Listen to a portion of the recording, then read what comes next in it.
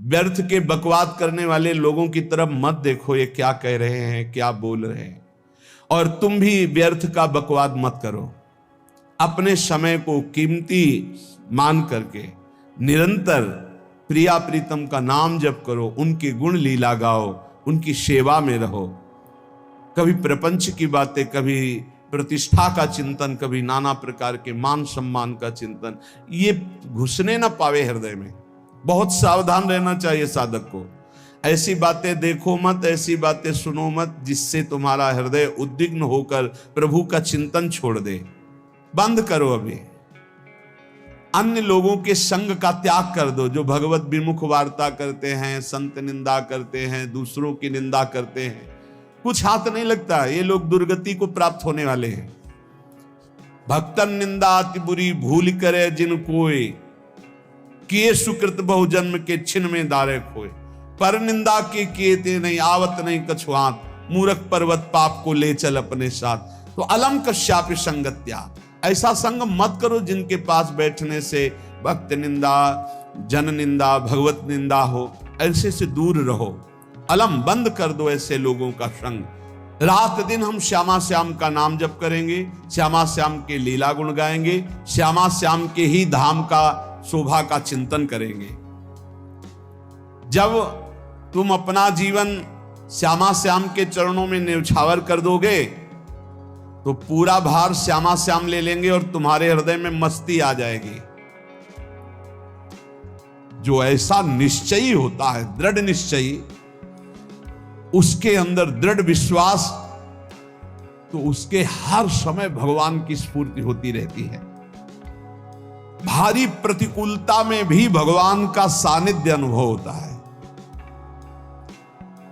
वो अनुकूलता में तो भगवान के दुलार को देखता है, लेकिन प्रतिकूलता में भगवान की विशेष कृपा को देखता है।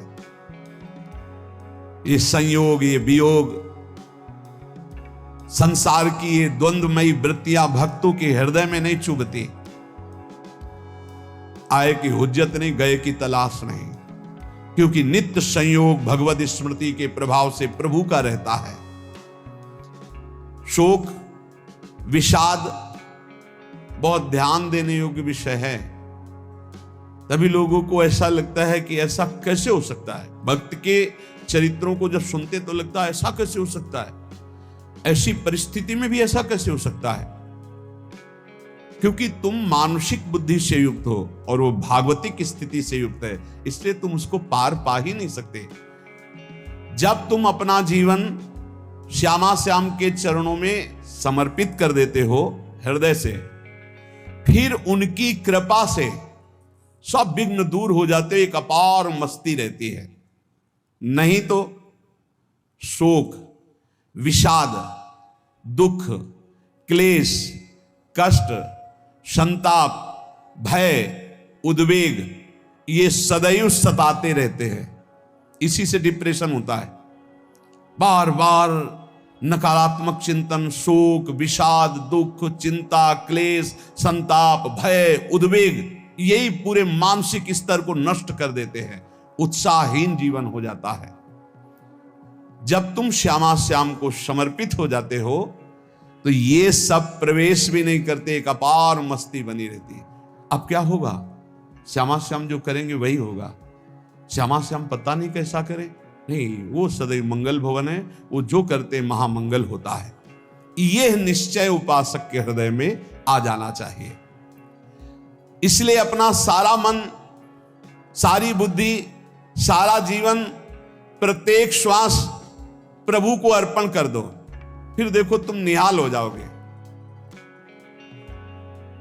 दुख, शोक, विषाद, क्लेश, कष्ट, संताप, भय, उद्वेग, ये उसी को व्यापते हैं जिसने अपने जीवन को प्रभु के चरणों में अर्पित नहीं किया। इसलिए तुम अपना सारा मन, सारी बुद्धि, सारा जीवन, प्रत्येक श्वास केवल प्रभु को अर्पित कर दो, फिर देख लेना। श्वास कैसे अर्पित की जाती? राधा राधा राधा। बुद्धि कैसे अर्पित की जाती?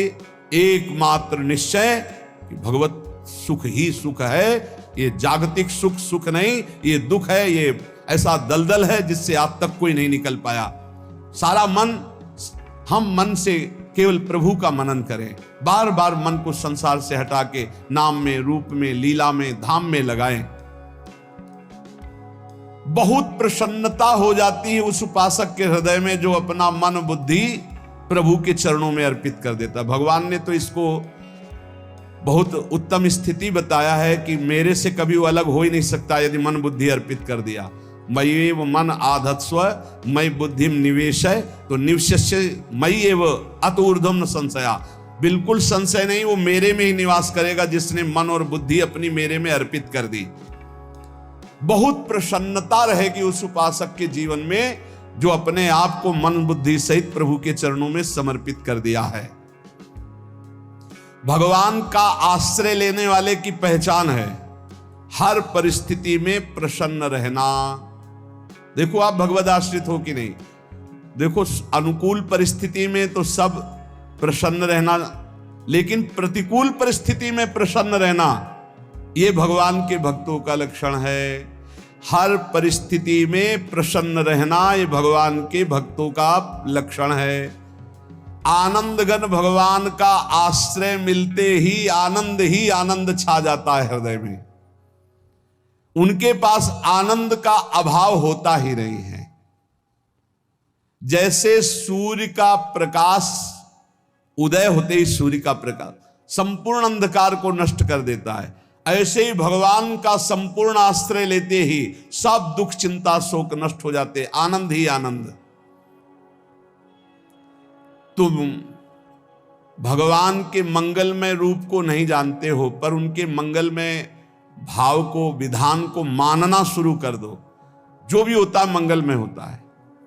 हमने जीवन में देखा है, अगर इधर कोई बहुत बड़ा सुख दिया तो देर नहीं लगेगी, 24 घंटे नहीं व्यतीत होंगे और ऐसे दुख दे देंगे, जिससे दोनों का समान भाव रख करके ना दुख में तुम भूलो प्रभु को, ना सुख में फूलो, सीधे भगवत मार्ग में चल। पूरे जीवन की बात देखा है। भगवान के मंगल विधान में सदा सर्वदा सुख ही सुख है, इस बात को मान के प्रसन्न हो जाओ। जब भगवान का भजन करने वाले की तन्मयता बढ़ती है भजन में, तो द्वेषी जन अपने आप तैयार हो जाते हैं। भक्त कभी किसी से द्वेष नहीं करता, अपने आप वो द्रोह करने लगते हैं। तो नरसिंह मेहता जी से बहुत गांव के कई लोग थे जो जलते थे, ऐसे जलते थे कि अब क्या करें, कैसे मिटा दे नरसिंह मेहता जी को। और उपाय तो मिल नहीं रहा था। तो एक दिन संतों की मंडली आई और उन्होंने कहा कि हम रास्ते में कोई चोर आदि धन ना ले ले, इसलिए यहां से किसी की हुंडी चलती है क्या द्वारिका में? पहले ऐसा था। बोले हाँ हाँ, हमारे यहाँ बहुत बड़े सेठ हैं नरसिंह मेहता जी, पर आप कहोगे वो मना कर देंगे। कई बार कहोगे, अगर वो स्वीकार कर ले तो वहां आऊं। और उनका लक्ष्य था कि नरसिंह मेहता जी की तो खाने की भी सुविधा नहीं थी, हुंडी कहाँ की बात है। उनका था कि जब वो ना कहेंगे तो संतजन नाराज हो जाएंगे, अगर हाँ कह दिया तो वहां हुंडी चुकेगी नहीं, तो संतजन अपने आप इनको शाप दे देंगे, अपराध बन जाएगा, ये नष्ट हो जाएंगे। संतों को भेजा। नरसिंह मेहता जी ने सबकी दंडवत की, चरण पखाड़े। तो उनका ये इतना रुपया है, द्वारिका में साधु सेवा हम करेंगे, वहां तुम्हारी हुंडी चलती है, तो आप अरे उनका आप कहाँ भूल रहे हो, यहाँ खाने की भी व्यवस्था। बोले हमें सब पहले से बता दिया गया कि आप मना करोगे, बार बार मना मत करो, हमें पता है। तो ठाकुर जी की तरफ देखा, बोले क्या लीला है प्रभु, संतों से हम क्या कहें, ये ले रुपए। उस समय स्वर्ण की मोहरें चलती थी, बेच के बाजार से खूब उन संतों को पवाया, उन्हीं संतों की सेवा की। और उनका अपने सेठ का नाम तो बताओ जहां हमें जाके हुंडी मिलेगी। सेठ सावल सा सेठ। संत जन गए वहां, पूछा कि नरसिंह मेहता जी का जिन सेठ से परिचय, उनका नाम सावल सा सेठ, उनकी गद्दी कहां है? तो जो कुछ भक्त थे वो द्वारिकाधीश की तरफ संकेत करते कि वही हैं। बोले नहीं नहीं, वो सेठ है, उनकी गद्दी चलती थी पूरी बाजार में कहीं कोई। अब संत जन एकांत में होकर के बहुत विचलित हुए, क्या हमारे साथ धोखा हुआ? नरसिंह मेहता जैसा संत क्या धोखेबाज हो सकता है? देखो संशय तो बहुत विचित्र होता है। बड़े बड़ों को संशय हो जाता है। जब भगवती सती जी को संशय हो गया, राम जी को, हे खग हे मृग हे मधुकर श्रेणी, ऐसा पूछते हुए कि सच्चिदानंद कैसे हो सकते, तो किसी को हो सकता है, क्योंकि वो बुद्धि की अधिष्ठात्री देवी है।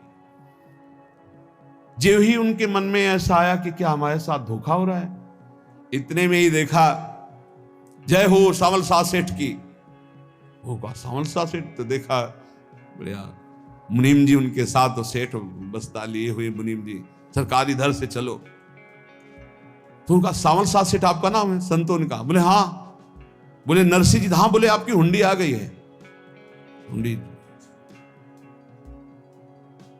एक कागज में लिखा कि ये हमारे सेठ जी को दे देना। वैसे लोग मुझे माखन चोर कहते, कोई कुछ कहता, लेकिन आपने सेठ बना दिया। जब आपने सेठ बना ही दिया तो आप कभी परवाह मत करना दो, और ये सेवक आपकी सेवा में सदैव तत्पर है। भगवान ने ऐसा लिखा। जो भगवद आश्रित है, एक बार ये चलता रहता है, जो संत जन होते हैं उनके विरोधी अपने आप बन जाते हैं, किसी से कोई मतलब नहीं, अपने आप विरोधी बन जाते हैं। कबीरदास जी का पूरी काशी में यश था। भजन करने वाले महापुरुषों का यश बढ़ता है जब, तो जो भजनहीन होते हैं उनके हृदय में जलन पैदा हो जाती है, और उनको विविध प्रकार से फंसाना चाहते हैं, उनको कष्ट देना चाहते हैं। तो कबीरदास जी के यश को भूमिल करने के लिए कुछ ब्राह्मणों ने एक रचना रची, मुड़ मुड़ा के कबीरदास जी के शिष्य बन करके पूरी काशी के सब आश्रमों में निमंत्रण दे आए। कल भंडारा है, संत सेवा है, सबने स्वीकार किया। कबीरदास जी अपनी दिनचर्या करके निकले तो संत मंडली आने लगी। बोले कै बजे सेवा है? साधु सेवा। बोले कौन सी साधु सेवा? बोले कल आपके शिष्यजन निमंत्रण दे के आए, पूरी काशी के सब संत आ रहे हैं। कबीरदास जी ने कहा यार, तो एक की भी व्यवस्था नहीं, पूरी काशी के संत आ रहे हैं। अच्छा, समझ में आ रहा है, लीला बिहारी तुम लीला करना चाहते हो। गए अपना निकल गए गंगा किनारे, एक झाऊ के नीचे बैठकर अपना भजन ध्यान में मगन है। 11-12 बजे तो उन्होंने देखा संतों की मंडली, अब काशी तो बहुत। कबीरदास जी ने देखा कि आश्रम की, तो बोले पता नहीं क्या होगा, चलो चलते हैं। तो ऐसे गमछा वस्त्र करके ऐसे डालकर मुंह ढक करके, वहां बड़ी बड़ी पंगत लगी थी। कबीरदास जी सबको पाओ जी पाओ। कबीरदास जी के रूप में स्वयं भगवान, पाओ जी पाओ। कबीरदास जी ने कहा अच्छा, जब स्वामी परस रहे तो हम भी बैठ के पा ले। तो जब उसी पंगत में बैठ गए अपना कपड़ा ढक करके, और जब मोहरे की दक्षिणा दे रहे थे सब लोग कि वाह कबीरदास जी ने आज तो साधु से सबको। जब कबीरदास जी के सामने आए तो ऐसे मुंह ढके, बोले देखो जो मेरा होता है उसे मुंह छुपाना नहीं पड़ता, मुंह ढकना नहीं पड़ता। लो दक्षिणा, तुम भी दक्षिणा लो। कबीरदास जी को कबीरदास जी दक्षिणा दे रहे, वो कबीरदास जी है भगवान, और ये पाले वाले कबीरदास जी है भगवान के जन। कभी भगवान अपने, अरे जमाने जोर लगा ले, कितना जोर लगाएगा, भक्त और भगवान का झंडा कभी न झुकने पाएगा। बिल्कुल चिंता शोक भय उद्वेग रहित जीवन भगवद आश्रित, तुम भगवान के मंगल विधान में सदा सर्वदा प्रसन्न रहो। अब ये विचार कर लो कि भगवान जो करेंगे तुम्हारा मंगल करेंगे। अब थोड़ा ऐसा बीच में लगता है कि अमंगल हो रहा है क्या, लेकिन पक्का समझो बहुत बड़ा मंगल उनका विधान होता है। बहुत ही उत्तम मंगल होता है भगवान के शरणागत का।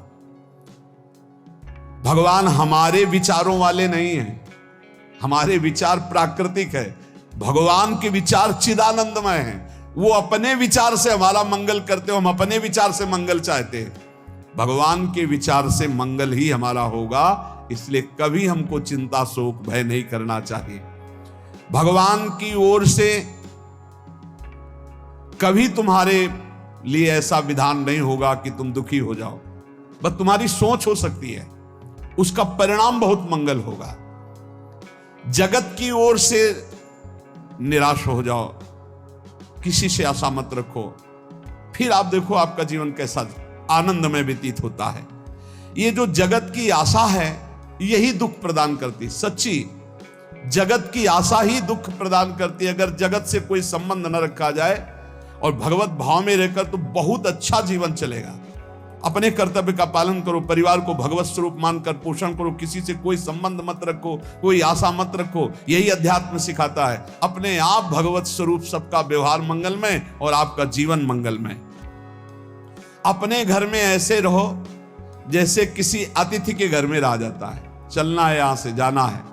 कौन रहता है अपने घर में अतिथि की भांति? भगवान का भक्त। जाना है यहां से, अपनी प्रिया प्रीतम के पास जाना। ये हमारा घर नहीं है, यहां तो हम समय व्यतीत कर रहे हैं, अपनी आयु व्यतीत कर रहे हैं भगवत आराधना करते हुए। हमें जाना है प्रिया प्रीतम के पास। वास्तविक घर भगवान का धाम है हमारा। वास्तविक घर वाले प्रभु हैं हमारे, जो नित्य सच्चिदानंद भगवान के चरणों में अपने चित्त को समर्पित करता रहता है।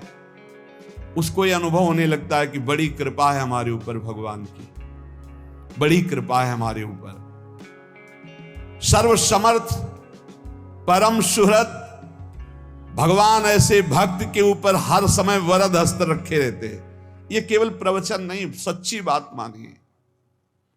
ऐसे भगवान का वरद हस्त हर समय रहता है। जब भगवान की छत्र छाया में भक्त अपने को देखता है तो आसपास घोर विपत्तियों का भी समुदाय हो तो भी वो आनंद में मगन रहता है। हर हालत में आनंदित रहना ये भक्त का स्वभाव है। भगवान ऐसे भक्तों को प्यार करते हैं जैसे कछुआ अपने अंडे को बाहर रख आवे और रात दिन उसका चिंतन करे। जब भक्त भगवान को समर्पित होता है तो भगवान रात दिन उसकी ऐसे चिंतन सुरक्षा करते हैं। अभय, ये दैवी संपदा का पहला गुण है। ये भगवान के शरणागत पर जागृत हो जाता है। वो भयभीत नहीं होता, किसी भी उससे भयभीत नहीं होता। यही डर ही डरपि हरिवंश हित, जिनो भ्रमय गुण सलिल पर।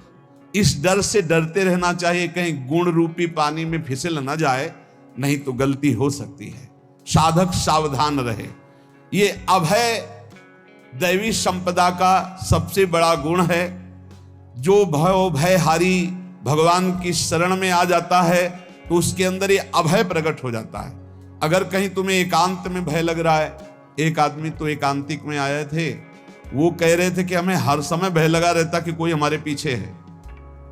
अंधेरा तो लगता कोई खड़ा है, मैं जीना मुश्किल हो गया, ऐसा भय। देखो ये मन कैसा है, भगवान से विमुख होने पर कैसे डरवाता है। वो कह रहे हैं हर समय मुझे डर लगा रहता है, कोई सामने खड़ा है, कोई पीछे खड़ा है, ऐसा भय लगने लगता है। और जब भगवान की शरण में आ जाते हैं तो ये अभय स्थिति हृदय में जागृत हो जाती है। कोई भी भय आसपास आ ही नहीं सकता। यहां तक कि नरक का भी भय खत्म हो जाता है जो भगवान की शरण में है। महापापी भी पुण्यात्मा महान भक्तों के समान वो उत्तम गति को प्राप्त हो जाता है जो भगवान की शरण में हो जाता है। पर ये जो भोगों का आश्रय लिए हुए हैं, मनमानी आचरण कर रहे हैं, ये कभी उस अभय को जान ही नहीं सकते कोई अभय पद है क्या। इनको तो कदम कदम पर शोक, भय और दुख की प्राप्ति होगी। कोई बचा नहीं सकता जो भोगों में लगे हैं, मनमानी आचरण कर रहे हैं। अगर निर्भय होना चाहते हो, परम सुखी होना चाहते हो तो भगवान के शरणागत हो जाओ। सारे जगत को अभय दान देने वाले भगवान हैं। भगवान का एक प्रण है, ममपन शरणागत भयहारी। जो मेरी शरण में आ गया उसके भय का मैं नाश कर देता हूं। साधना में अवस्था मन की मानी जाती है कि आप कितने अच्छे साधक हैं। यदि आपका मन भगवदाकार है, हर समय भगवत चिंतन चल रहा है, आपके स्वप्न भागवती का रहे हैं, आपके विचार भागवतिक हैं, तो आपकी अच्छी साधना हो रही है। और यदि आपके स्वप्न गंदे आ रहे हैं, क्योंकि स्वप्न में मन का ही सारा खेल होता है, और आपकी चिंतन वृत्ति वासनात्मक चल रही, तो अभी साधना का प्रभाव मन पे नहीं पड़ा है।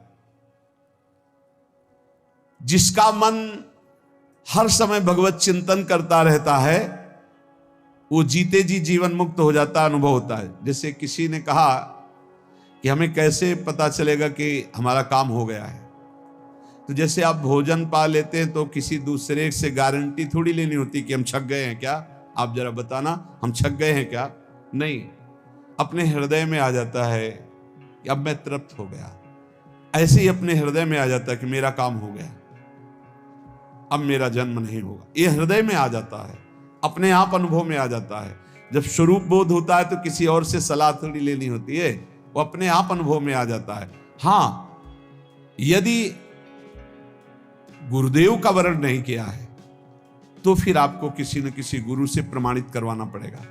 अगर गुरुदेव का वर्ण किया है तो वही मंत्र, वही नाम, वही गुरु शरणागति आपको अंदर से पुष्ट कर देगी कि आपका काम हो गया है। विषय चिंतन करता हुआ मन विषय आसक्ति को प्राप्त होता है। विषय आसक्ति को प्राप्त हुआ मन बार बार जन्म मरण और नरक को प्राप्त होता है।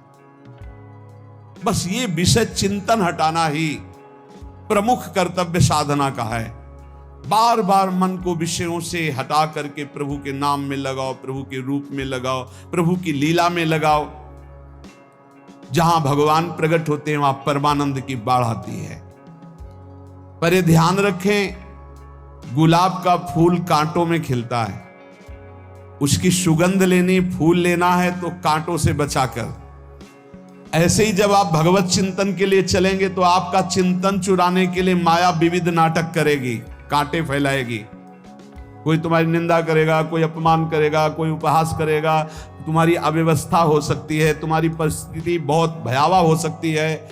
इन परिस्थितियों में भी भगवत चिंतन का तार ना टूटने पावे तो आगे गुलाब का फूल है। जिसे कांटे से बचाकर गुलाब का फूल लेते हैं और भगवत अर्पित करके सौरभ का सुख लेते हैं, ऐसे ही भगवान के प्रेमानंद का अनुभव करने के लिए संसार के कांटों से बचना होगा। और खिलेगा यही फूल संसार में ही, मनुष्य देह में, और योनियों में नहीं। भगवत प्राप्ति स्वर्ग में नहीं होगी, इसी मृत्यु लोक में होगी। पहले मन नहीं लगता भगवत चिंतन में, भगवत चिंतन जबरदस्ती करना पड़ता है।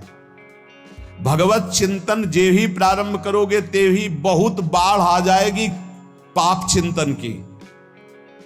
ध्यान दीजिए, बहुत लोग प्रश्न करते रहते हैं कि हम जब भजन में बैठते हैं तो बहुत गंदी बातें आती, मन बड़ा चंचल होता है, भाग जाता है। ऐसा प्रारंभ में जब कोई भगवत चिंतन प्रारंभ करता है तो उसका मन विषयों में भागता है, गंदी बातों में भागता है। अब लोग कहते पहले तो हमारा चिंतन बढ़िया होता था, अब चिंतन नहीं होता। तो कोई सिद्ध पुरुष थोड़ी हो गए, तुम्हें जबरदस्ती चिंतन करना होगा। जगत के प्राणी में जहां मन जाए तो इसमें भी भगवान, पदार्थ में मन जाए तो उसमें भी भगवान, जहां जहां मन जाए वहां वहां भगवान देखो, या मन को हटाकर नाम मंत्र में लगाओ। ऐसे भगवत स्मृति जागृत की जाती, बार बार प्रयास करना होता है। कई लोग ये प्रश्न करते हैं कि हमसे बड़े पाप हो गए तो क्या हमें भगवान की प्राप्ति हो जाएगी? तो यहां कह रहे हैं भगवान किसी के पूर्व जीवन को नहीं देखते हैं, वर्तमान के भजन को देखते हैं। पकड़ो इस बात को। अगर वर्तमान में आज आप सुधर गए हो, नाम जप कर रहे हो तो आप भक्त हो। ये गीता जी में भगवान ने कहा, अपिचेत सुदुराचारो भजते माम अनन्य भाग साधुरेव समन्तव्या सम्यक व्यवसिता। ऐसा बहुत दुराचारी पहले रहा है, बाद में उसके मन में आ गया कि भगवान के सिवा हमारा कोई कल्याण करने वाला नहीं, हमारा कोई नहीं। तो भगवान कहते हैं मैं उसे साधु ही मानता हूं, उसे साधु बना देता हूं। भगवान किसी के पूर्व जीवन को नहीं देखते। बहुत बढ़िया बात है। कल तक हम क्या करते रहे भगवान नहीं देखते, आज क्या कर रहे हो ये देखते हैं। यदि आज आप भजन में लग गए हो, अच्छे आचरण कर रहे हो तो आपको भगवत प्राप्ति हो जाएगी। भगवान ये नहीं देखते कि पूर्व में पुण्यात्मा रहा है कि पापात्मा रहा है। भगवान वर्तमान में देखते कि मेरा भजन कर रहा है, बस इसी से कल्याण कर देते हैं। पकड़ो इस बात को तो कभी प्रश्न नहीं उठेगा कि क्या हमको भी भगवत प्राप्ति हो सकती है क्या। हमारा मन यदि श्री भगवान को चाहने लगे तो श्री भगवान हमारे मन में ही आकर बस जाएंगे। भगवान की रूप माधुरी में मन डूबने लगेगा। यथार्थ सत्य, जो भगवान से थोड़ा भी प्यार करने लगे हैं उनके हृदय में भगवान की उनकी भावना के अनुसार झलक आने लगी है। हृदय में प्रभु के आते ही अनंत जन्मों के संस्कारों का नाश हो जाता है। इसलिए तुम अपने पहले वाले घृणित जीवन को याद भी मत करो और उसको सोचकर जरा निराश भी मत हो। अमावस्या में घोर अंधकार रहता है, पर प्रातः काल में अंधकार नष्ट हो जाता है। ऐसे ही नाम का उच्चारण करते ही तुम्हारे जितने पाप अंधकार हो सब नष्ट हो जाएंगे। तुम चाहो कि एक क्षण भी प्रभु को ना भूलो। अब वर्तमान में ऐसी स्थिति बनाओ। जो प्रभु को नहीं भूलने की चाह करता है कि मुझे ऐसी स्थिति प्राप्त हो कि मैं कभी प्रभु को ना भूलूं, तो सच्ची मानो और कोई बात भगवान सुने ना सुने, ये बात जल्दी सुन लेते हैं।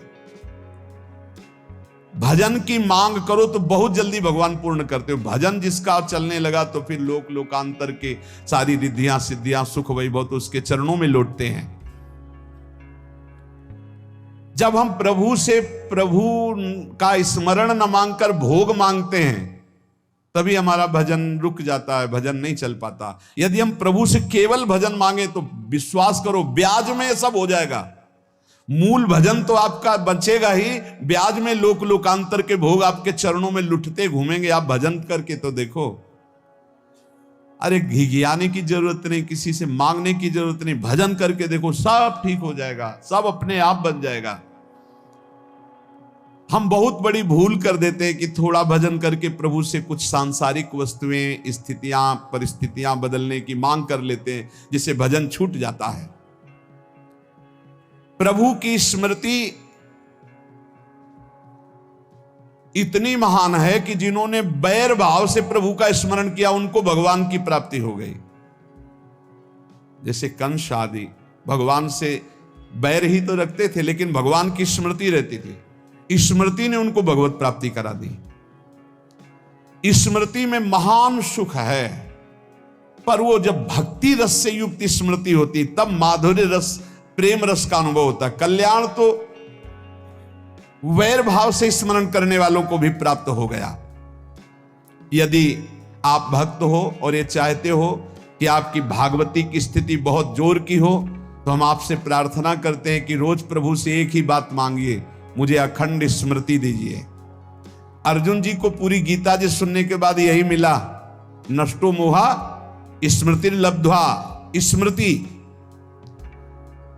प्रभु आप हम पे ऐसी कृपा कर दो कि हमारे हृदय में किसी और व्यक्ति, वस्तु, स्थान की स्मृति न रह जाए, केवल आपकी स्मृति रह जाए।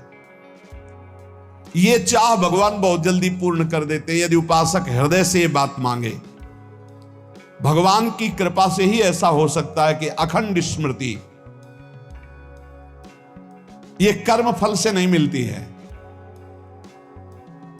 प्रभु के प्रति निर्भर होकर जो दैन्यता पूर्वक प्रभु से मांगता है और हर समय अभ्यास करता रहता है भगवत स्मरण का, उसको ये स्मृति मिलती है। और स्मृति मिल गई तो इससे बड़ी कोई स्थिति नहीं, हर समय भगवान का स्मरण। प्रभु से मन प्रतिपल नया नया स्वाद लेकर के आसक्त होता रहता है, नवम नवम। प्रभु कभी बासी नहीं होते। जैसे किसी व्यक्ति को देखो तो देखते देखते मन हट जाएगा कि देख लिया, बहुत सुंदर है, ठीक है, लेकिन वो एक दिन मन हट जाएगा। और प्रभु की सुंदरता नवम नवम है, प्रभु के नाम का स्वाद नवम नवम है, प्रभु की लीला का स्वाद नवम नवम है, प्रभु के धाम की शोभा नवम नवम है। जैसे आचार्य महाप्रभु हरिवंश चंद्र जी कहते, नयो नेह नव रंग नयो रस नवल श्याम वृषभानु किशोरी, नव पीतांबर नवल चूनरी, नई नई बूंदन भींजत गोरी, नव वृंदावन हरित मनोहर, नव चातक बोलत मोर मोरी, नव मुरली जो मल्हार नई गति, सब कुछ नया। तो नवम नवम प्रभु प्रतिपल नवम नवम प्रभु का रूप, प्रियाजू का नवम नवम, अबहीं और अबहीं और अबहीं और है। तो कहते हैं जब मन निरंतर स्मृति में डूबता है, तो जब प्रभु की रूप माधुरी प्रकाशित होती तो ऐसी नवम नवम कि कभी ये नहीं होता कि रूप बासी हो गया, ये वही रूप है जो हमने अभी देखा था, नवम नवम। इसलिए आनंद की उफान आती रहती है उपासक के हृदय में। ऐसी प्रियता, ऐसा आनंद बिना भजन के नहीं अनुभव में आएगा। इसलिए तुम विश्वास करो, तुम्हें बहुत सुंदर सुख मिलने वाला है, आगे अपार सुख मिलने वाला है। ये थोड़ा दुख का समय काट लो, जब तक जीवन है ये दुख सुख की लहर आती रहेगी, आप इसको सह जाओ, आगे बहुत आनंद है। विश्वास मान लीजिए, बहुत आनंद है। जो ये विश्वास कर लेता है वो प्रभु के मार्ग में चलकर प्रभु को प्राप्त कर लेता है। नहीं तो इतने रोड़े हैं कि आप ऊब जाओगे, बहुत रोड़े हैं। जो प्रभु के मार्ग में चलता है तो माया के बहुत से पार्षद अपना प्रभुत्व दिखाने उनके पास आते हैं, महिमा अपनी दिखाने, पर वो किसी वस्तु, स्थिति, अवस्था, प्राणी, पदार्थ का प्रभाव स्वीकार ही नहीं करता, क्योंकि भगवत स्मृति परायण है, भगवान की कृपा पर विश्वास है, इसलिए उसको कोई फंसा नहीं पाता। वो नित्य निरंतर प्रभु से घुला मिला रहने के कारण उसकी मस्ती में कोई फर्क नहीं पड़ता। माया का प्रभुत्व रखने वाले उसे फंसाने की चेष्टा करते हैं, पर उस पर किसी का असर नहीं होता। वो कहीं लिप्त नहीं होता, वो कहीं दुखी सुखी नहीं होता, वो हर समय प्रसन्न रहता है। तुम देखो, हर समय प्रसन्न रहते हो? यदि नहीं तो तुम किसी व्यक्ति वस्तु का आश्रय लिए हुए, प्रभु का नहीं। अगर हां तो हर समय प्रभु का स्मरण चलना चाहिए, हर समय प्रभु के आश्रित हो, फिर देखना ये आनंद, ये प्रसन्नता क्या रूप रखती है।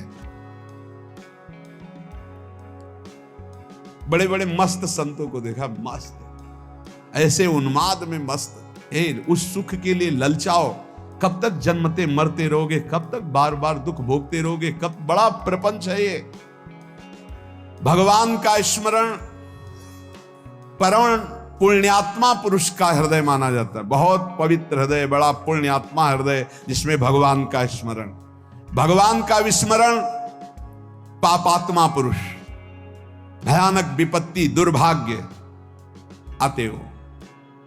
सुदृढ़ निश्चय करो, अब हम भगवान के स्मरण में अपना समय व्यतीत करेंगे।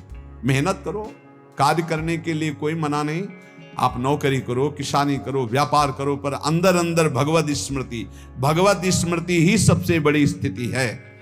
अब चाहे हम जीवित रहें, चाहे हमारे मरण जैसी विपत्ति आ जाए, चाहे सब हमसे हट जाए, चाहे सब हमको नमन करें, अब हम दृढ़ निश्चय करके केवल भगवान के स्मरण करते हुए इस संसार के बीच समय व्यतीत करेंगे। अब हम चूकने वाले नहीं, ये नियम लीजिए। चाहे जीवन रहे या ना रहे, चाहे मरण जैसा कष्ट आ जाए, चाहे सब वियोग हो जाए, सब चले जाए, चाहे सब संयोग हो जाए, सब नमन करें, अब हम प्रभु का स्मरण नहीं छोड़ेंगे। हे भगवान, फिर उसकी गति क्या होगी? आपने तो स्पष्ट कह दिया कि जिसका मन वश में नहीं, जिसकी इंद्रियां वश में नहीं, उसके लिए योग प्राप्त होना कठिन, अर्थात भगवत प्राप्ति होना कठिन है। जो तत्परता पूर्वक संयमित होकर अपने मन को वश में कर ले, वो सुख पूर्वक भगवत प्राप्ति कर सकता है। पर उस साधक की क्या गति होगी जिसका मन, बुद्धि, चित्त, अहंकार ये वश में नहीं है, और वो साधना करता है, नाम जप करता है, सत्संग करता है, स्वाध्याय करता है, पर इंद्रिय विजयी नहीं है, मन विजयी नहीं है। अंतिम समय उसकी भगवत स्थिति नहीं रहेगी, क्योंकि वो मन विजयी नहीं है। विषयाशक्ति है, असावधानी है, अंतकाल में मन परमात्मा में नहीं लगा, विचलित हो गया, साधन से हट गया, परमात्मा की प्राप्ति नहीं हुई। तो हे कृष्ण, कृष्ण सबको आकर्षित करने वाले, हे भगवान, आप ही जान सकते हो, इस प्रश्न का उत्तर आप ही दे सकते हो कि उसकी क्या गति होगी। तात्पर्य है कि वो नरक तो जाएगा नहीं, क्योंकि नाम जप करता है। थोड़ा भी नाम जप करता है तो नरक नहीं जाएगा, थोड़ी भी भक्ति करता है तो नरक नहीं जाएगा। अजामिल के प्रसंग में यमराज जी ने अपने दूतों को आदेश किया था कि यदि कोई भी नारायण कृष्ण हरि बोलता है, गले में कंठी बांधे, वैष्णव है, भगवान का दास है, भूल करके मत जाना, तो नरक तो जाएगा नहीं, क्योंकि साधन करता है, नाम जप करता है, पाठ करता है, पर जितेंद्रीय नहीं है, मनोनिग्रही नहीं, इसलिए भगवत प्राप्ति तो होगी नहीं। ये भगवान कह रहे हैं। पर नरक तो जाएगा नहीं क्योंकि नाम जप करता है, और स्वर्ग की इच्छा नहीं इसलिए स्वर्ग नहीं जाएगा, और मोक्ष इसलिए नहीं हुआ कि वो मन इंद्रियों को बस में नहीं किया, तो उसकी गति क्या होगी? काम गतिम कृष्ण गच्छति, वो किस गति को प्राप्त होगा? कश्चिन्नो भय विभ्रष्टस् छिन्ना भ्रमिव नश्यति अप्रतिष्ठो महाबाहो विमूढ़ो ब्रह्मणा पथि। हे महाबाहो, हे अजान बाहु, संसार के आश्रय से तो वो रहित है और परमात्मा के मार्ग में भ्रष्ट हो गया है, परमात्मा को प्राप्त नहीं कर पाया और संसार के मार्ग को छोड़ दिया है, दोनों ओर से भ्रष्ट हुआ, उसकी क्या गति होगी? कहीं वो किसी बादलों की तरह छिन्न भिन्न नष्ट तो नहीं हो जाएगा? दोनों ओर से भ्रष्ट हुआ अर्थात संसार मिला नहीं, परमार्थ में भगवान मिले नहीं, तो उसका समय जो परमार्थ में गया, जो भजन साधन में गया, वो सब बेकार हो गया, क्योंकि आपकी तो प्राप्ति हुई नहीं। एतन्मे संशयम कृष्ण छेतुर्मर्हस्य शेषतः त्वदन्या संशयस्यास्य छेता नाहुपपद्यते। हे कृष्ण, मेरे इस संदेह को सर्वथा छेदन करने के लिए आप ही समर्थ हैं, क्योंकि किसकी क्या गति होगी इसका निर्णय तो सिर्फ भगवान कर सकते हैं। इस संशय का छेदन करने के लिए आपके सिवाय इस सृष्टि में दूसरा कोई नहीं हो सकता, इसलिए आप का गति कृष्ण, उसकी क्या गति होगी? भगवान बोल रहे हैं, बहुत सुंदर बोल रहे, पार्थ नैवेह नामुत्र विनाशस्तस्य विद्यते नहि कल्याण कृत कश्चित् दुर्गतिम तात गच्छति। पहली बात है कि उसकी दुर्गति नहीं होगी, ये तो बस पक्की मान लो। वो नरक नहीं जाएगा, वो स्वर्ग नहीं जाएगा, मोक्ष नहीं होगा, लेकिन उनकी दुर्गति भी नहीं होगी। ऐसा नहीं है कि वो दुर्गति को प्राप्त हो जाए। जिसको अंत काल में भगवान का स्मरण नहीं होता, उसका कहीं पतन तो नहीं हो जाता? अर्जुन का पूछना था। इस बात को लेकर के बहुत व्याकुलता थी कि बेचारा साधन कर रहा है, इंद्रियां बस में नहीं, मन में बस में नहीं, तो अंत समय भगवान का स्मरण नहीं होगा तो उसकी दुर्गति हो जाएगी। तो भगवान कह रहे पार्थ नैवेह नामुत्र विनाशस्तस्य विद्यते। हे पृथानंदन, सच्चे हृदय से जुड़ा था भगवान, जुड़ना देखते, राहत न प्रभु चित चूक किए की करत सुरत सहबार ही की। भगवान उसकी क्रियाओं को नहीं देखते, उसके चित्त को देखा, हृदय की बात देखी। वो भगवान से जुड़ना चाहता है, वो भगवान को प्यार करना चाहता है, वो भगवान से मिलना चाहता है, पर इंद्रियां वश में ना होने के कारण, मन वश में ना होने के कारण बार बार वो विषयों में फिसल जाता है, बार बार भोगों में पतित हो जाता है। तो भगवान उसका पतित होना नहीं देखते, भगवान उसका चित्त से जुड़ना देखते हैं। राहत न प्रभु चित्त चूक किए की करत सुरत सहबार हिए की। हृदय की बात देखते, सच्चे हृदय से भगवान में जुड़ना चाहता था। अब उसका पतन नहीं हो सकता, मरने के बाद भी पतन नहीं हो सकता। जितनी उसकी स्थिति भजन में बन गई है, उसके नीचे वो गिर ही नहीं सकता। बहुत बढ़िया बात है। हमारा अगर 100 नाम जप हो गया है तो 101 से चलेगा अगले जन्म में, 99 से नहीं चलेगा। जिसकी जितनी भजन में स्थिति हो गई है, उससे वो नीचे वो नहीं गिर सकता। देखो, पहली बात तो दुर्गति हो नहीं सकती, नरक जाना नहीं है, स्वर्ग जाना नहीं है, दुर्गति होनी नहीं है। आगे भगवान बताएंगे उसकी गति क्या होगी। उसकी साधना जितनी है वो कभी नष्ट नहीं हो सकती। चाहे जितना बड़ा पाप बन जाए, उस पाप का उसे दंड भोगना पड़ेगा, लेकिन उसकी साधना नष्ट नहीं होगी। ये इस मार्ग का बहुत बड़ा सपोर्ट है कि मानो हम दिन भर भजन किया, हमसे शाम के गलती हो गई तो बोले दिन भर का भजन नष्ट हो गया। नहीं, आपका भजन दिन भर का वो है, और जो आपकी गलती हुई वो अलग है। गलती का आपको प्रायश्चित या दंड भोगना पड़ेगा, और भजन आपका सुरक्षित है। वो नीचे नहीं गिरेगा, उसकी साधन सामग्री नष्ट नहीं होगी। ये बहुत हृदय को शीतलता पहुंच। हमने जो नाम जप किया वो हमारा सुरक्षित है, नाम जप वो कभी नष्ट नहीं होगा। उसका पारमार्थिक उद्देश्य भी नहीं बदलेगा। उसने उद्देश्य बनाया भगवत प्राप्ति, वो उद्देश्य भी उसका नहीं बदलेगा। हाँ, कितने जन्म लगेंगे ये उसका प्रयास होगा, प्रयत्न होगा। वो जन्मता मरता रह सकता है, ना भजन उसका नष्ट होगा, कम होगा, ना उद्देश्य उसका बदलेगा, वो लगेगा भजन। भक्ति बीज पलटे नहीं, जो जुग जाए अनंत, ऊंच नीच कुल उपजय होए संत को संत। वो कभी ऐसा नहीं हो सकता कि इतना भजनानंदी अब भ्रष्ट हो गया तो वो पतित हो गया, नीच और दुर्गति, अरे सब बेकार, कुछ नहीं। जो गलती हुई उसका दंड मिलेगा, और जहां से वो भजन कर रहा है वहीं से उसकी भजन की स्थिति आगे बढ़ेगी।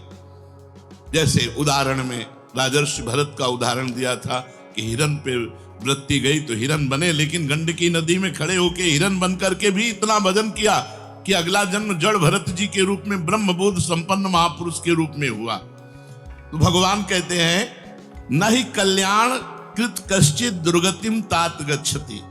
अर्जुन, हे तात, बहुत प्यार भरा संबंध है, उसकी दुर्गति नहीं हो सकती। जो मेरा थोड़ा भी भजन किया है उसकी दुर्गति नहीं हो सकती। साधक के लिए बहुत ही पॉइंट के आश्वासन की बात कह रहे हैं कि थोड़ा भी भजन किया तो उसकी दुर्गति नहीं हो सकती, और अगले जन्म में परमात्मा प्राप्ति की लालसा इतनी प्रबल होगी कि वो इंद्रियों मन को वश में कर लेगा। इस जन्म में जो चूक हुई वो अगले जन्म में सुधार लेगा।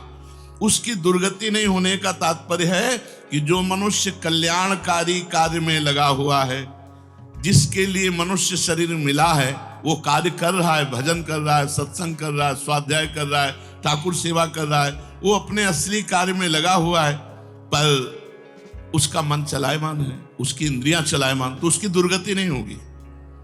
कारण कि उसका ध्येय चिन्मय तत्व भगवान में है, इसलिए उसका पतन नहीं हो सकता। मैं उसकी रक्षा करता हूं, तो उसकी दुर्गति कैसे हो सकती है? क्योंकि उसने थोड़ा भी सही मेरा भजन किया है। मेरी दृष्टि सर्वभूत हिते रता है, सब पर मोरी बराबर दाया, सब मम प्रिय सब मम उपजाए। मैं सबको प्यार करता हूं। फिर जो मनुष्य मेरी तरफ चल पड़ा, अपना किसी तरह से कल्याण परम हित मानकर मेरी तरफ चल पड़ा, तो मैं उसे सबसे ज्यादा प्यार करता हूं। फिर मैं जिसे प्यार करता हूं उसकी दुर्गति कैसे हो सकती है? प्यार तो सबको करता हूं, लेकिन जो अपना मान करके मेरी तरफ चल पड़ा, मेरा भजन करने लगा, उसकी दुर्गति कैसे हो सकती है? मेरा वो समझे न समझे, उससे वास्तविक संबंध तो है ही। ममई वांसो जीव लोके जीव भूता सनातना। वो भले भगवान से संबंध ठीक नहीं लगा पा रहा, लेकिन भगवान तो जान रहे मेरा संबंधी है, मेरा अंश है। ये संसार के साथ उसका वास्तविक संबंध नहीं है। उसने मेरे साथ इस वास्तविक संबंध को, असली लक्ष्य को उसने स्वीकार किया कि अब इस जन्म में भगवान को प्राप्त करना चाहता हूं, तो चाहे जितना बड़ा गलती पड़ गई हो, अपराध पड़ गया हो, उससे दुर्गति उसकी नहीं हो सकती। भगवान कह रहे उसका किया हुआ साधन नष्ट नहीं हो सकता। हाँ, वो देखने में मोहित सा लगेगा कि भ्रष्ट हो गया, अब तो कोई भजन साधन नहीं, अब तो भ्रष्ट सा हो गया है, साधन छूटा दिखाई देगा।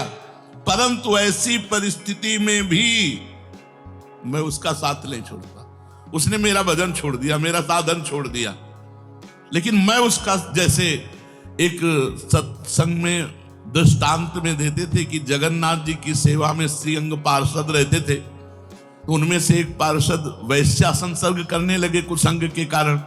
तो जब सब पार्षदों को पता चला तो उन्होंने बुलाया और कहा, देखो तुम परम पावन श्री जगन्नाथ जी के अंग सेवी हो, या जगन्नाथ जी की सेवा छोड़ो वैश्या का संग करो, या वैश्या संग छोड़ो जगन्नाथ जी का अंग संग करो।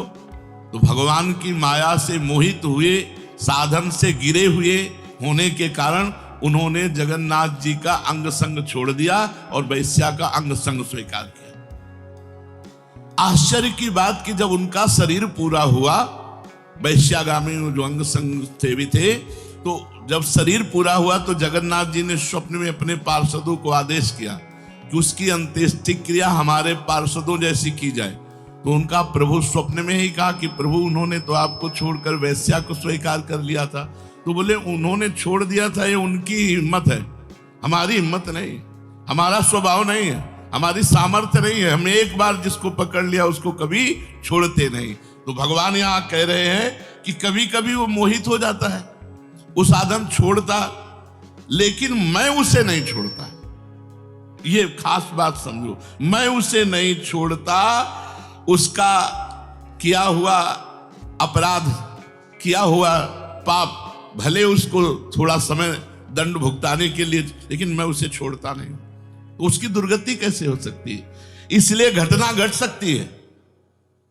ये तो भगवान कह रहे हैं मनमानी मत करना, कह रहे घटना घट सकती है।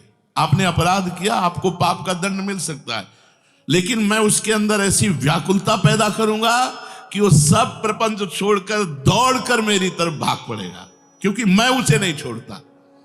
जैसे गोपियों में थोड़ा अभिमान आया, मैं अंतर ध्यान हुआ, लेकिन उन्हीं के बीच में रहकर जहां व्याकुल हुई मैं प्रकट हो गया। तो भगवान कह रहे हैं कि एक बार जिसके भीतर थोड़ी भी साधना चल पड़ी, थोड़े भी संस्कार भक्ति के पड़ गए, नाम जप करना, वाणी पाठ करना, थोड़ा भी भगवत्कार, कर्म चैव तदर्थीयम सदित्येवाभिधीयते, तो उसका कभी पतन नहीं हो सकता, जो संस्कार पड़ गया भक्ति का, क्योंकि सत वस्तु का कभी अभाव नहीं होता। तो फिर प्रभु गति क्या होती है उसकी? तो भगवान कह रहे प्राप्य पुण्य कृताम लोका नुषित्वा शाश्वती समाह शुचीनाम श्रीमताम गेहे योग भ्रष्टो भी जायते। आहा, प्राप्य पुण्य कृताम लोकान, उसने गंगा स्नान किया है, उसने नाम जप किया है, उसने वाणी पाठ किया है, उसने ठाकुर सेवा की, तो कोई साधारण है? बहुत बड़ा धनी है। भले लोक भ्रष्ट हो गया है, भले इंद्रियां उसके कब्जे में नहीं, भले मन उसके कब्जे में नहीं, लेकिन साधारण जीव नहीं है, वो भगवान का जन है। उसने नाम जप किया है, वाणी पाठ किया है, ठाकुर सेवा की, धामवास किया, तीर्थ अवगान किया। प्राप्य पुण्य कृताम लोकान, जो बड़े बड़े याज्ञिकों को, बोले इतने यज्ञ किए, अश्वमेध यज्ञ की, जो बड़े बड़े याज्ञिकों को जो सांगो पांग करते हैं, उन लोगों को स्वर्ग आदि लोकों पर अधिकार होता है। इसलिए वो पुण्य कर्म कहते हैं, तो पुण्य लोक उनको प्राप्त होते हैं। पाप कर्म करने वालों को नरक भेजा जाता है। परंतु साधक पुण्य कर्म थोड़े किए, भजन किए, तो जैसे किसी रास्ते में चल के उसकी वीआईपी व्यवस्था की जाए, ऐसी व्यवस्था उसकी होती है स्वर्ग में। जितने दिन उसको अगला जन्म नहीं मिलेगा, उतने दिन भारी व्यवस्था स्वर्ग में उसकी होगी।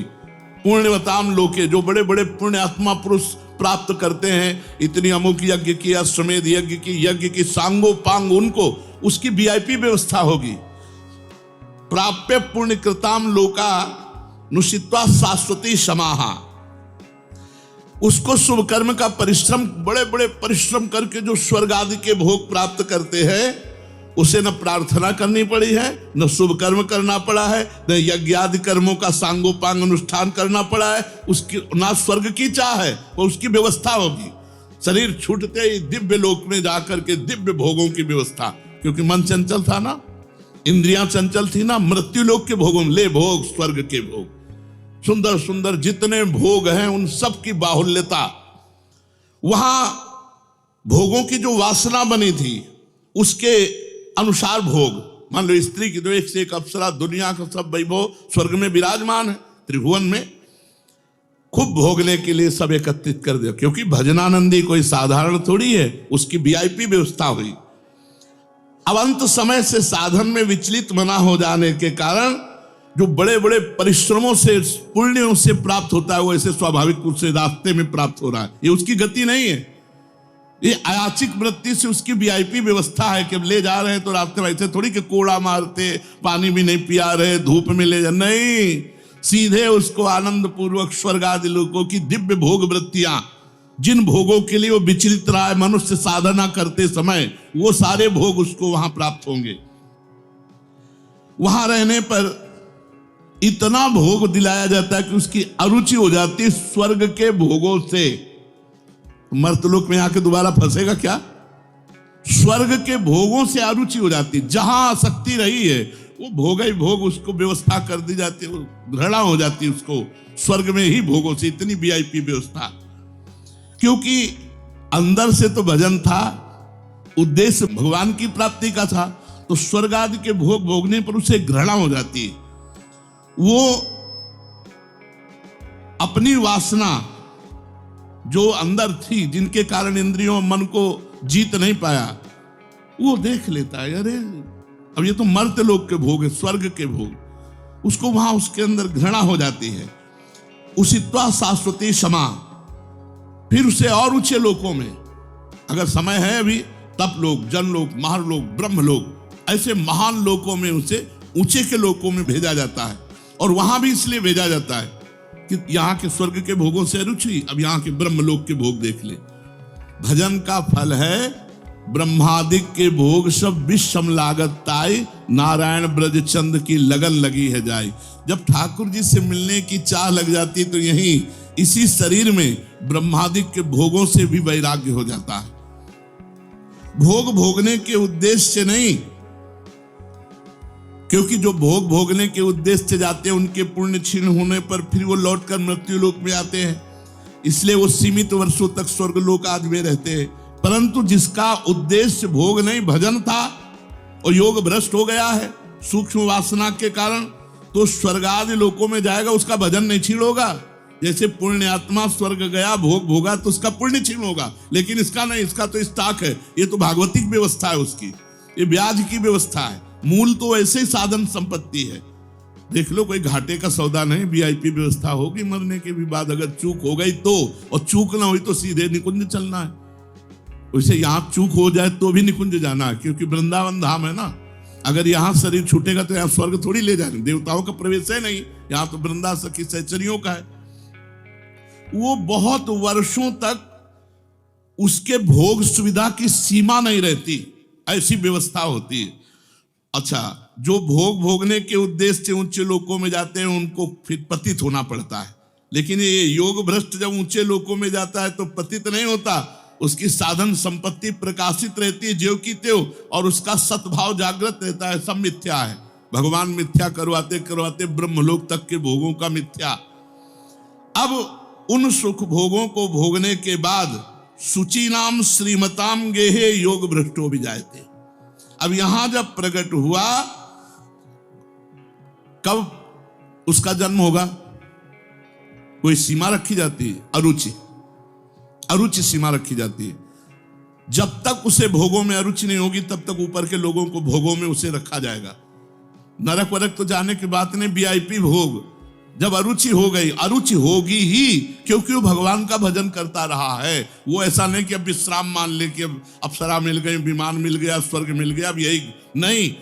उसकी यात्रा नहीं रुकेगी, उसका भजन उसको कचुटेगा, उसके अंदर जलन पैदा होगी, अशांति हो जाएगी। ये सब भोग नहीं चाहिए, मुझे भगवान चाहिए, चलो ब्रह्मलोक, वहां भी ये नहीं चाहिए। तो अब सुचि नाम श्रीमताम गेहे योग भ्रष्टो भी जायते। अब योग भ्रष्ट जब मृत्यु लोक में लौटा तो जगत पूज्य घर में पैदा हुआ। जगत पूज्य घर में श्रीमान, सारा संसार जिसे झुके, ऐसे घरों में पैदा, उच्च कुल, भक्ति संपन्न। श्रीमान का मतलब होता है, एक लौकिक शब्द होता है वैभव संपन्न, लेकिन भागवतिक वैभव संपन्न महापुरुषों के घर में उसका जन्म होता है। और लौटने का कारण जो है, उस कारण को भगवान जानते हैं, उसकी बहुतायत कर देते हैं। स्वर्ग भोगा, ब्रह्मलोक के भोग भोगे, और यहां सारे भोग उसके दे दे, ये ले, अरे भगवान का दास है कोई और, ये ले, ऐसे घर में पैदा किया। अब उसकी जो साधन संपत्ति उसको खोल देते हैं, अभी तक बंद रखा, हानि नहीं हो सकती। अब जे ही जन्म हुआ, जैसे अपने लोग अब जे ही स्कूल जाते, स्कूल से पढ़ के आते, लगता है माँ नहीं टिकेगी, पिता नहीं टिकेंगे, सब मरेंगे, तो मेरा साथी कौन है, मेरे जीवन का लक्ष्य क्या है, क्या यही उद्देश्य है? बस बैठ जाते एकांत में। और संत जन आते थे, वो श्री राम जय राम जय जय राम, श्री राम जय, कीर्तन कराते थे तो वही याद था, श्री राम जय राम जय जय राम, श्री राम जय राम जय जय राम। बस नाम जप करना निश्चय हो गया। 13 वर्ष के उसको भागो, ये देखो, उत्तम कुल ब्राह्मण के घर में और पूरे साधु महात्माओं का सानिध्य, और पिता पूरे स्वयं महात्मा नंगे पैर हल जोतते, बड़ी कठिन परिश्रम के द्वारा वो उदर पोषण करते। और संत महात्मा 8-8, 10-10 संत महात्मा दरवाजे पर। बच्चापन से ही क्या बन, अब मुझे संसार से भाग, किसी ने हमें सिखाया नहीं, भागो संसार से और भगवान की प्राप्ति करो। तो मनुष्य जन्म में जो ही जन्म लिया से साधन संपत्ति खोल दी गई। अब वो साधन में एकदम चिपक गया, क्योंकि पीछे जहां चूक हुई थी वो ऊपर से नीचे तक सब समुदाय भोगों का देख लिया। अब उसका अंतःकरण साधना से परिपूर्ण होने लगा। वो जो अंकित संस्कार भोगों के थे वो अरुचि पैदा हो गई।